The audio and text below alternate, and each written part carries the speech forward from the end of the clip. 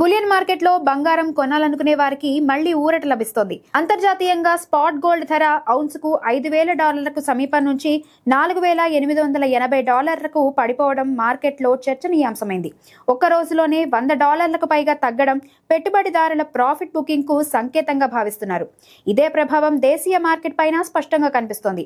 హైదరాబాద్ లో 22 క్యారెట్ల బంగారం తులం 2,050 తగ్గి 141,350 వద్ద ఉండగా 24 క్యారెట్ల బంగారం 10 గ్రాములకు 2,240 తగ్గి 154,200లకు చేరింది.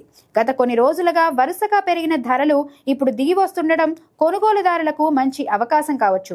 వెండి మాత్రం ప్రస్తుతం స్థిరంగా కేజీకి 2.65 లక్షల వద్ద కొనసాగుతోంది. అయితే ఇటీవల గరిష్ట స్థాయి 4.25 లక్షల నుంచి గణనీయంగా పడిపోయింది. డాలర్ బలపడటం, అలాగే అమెరికా ఫెడరల్ రిజర్వ్ వడ్డీ రేట్ల తగ్గింపుపై అనిశ్చితి కొనసాగడం బంగారం ధరలపై ఒత్తిడిగా మారింది. ఫెడ్ రేట్లు తగ్గితే సాధారణంగా బంగారం పెరుగుతుంది, కానీ ప్రస్తుతం పరిస్థితులు భిన్నంగా ఉన్నాయి.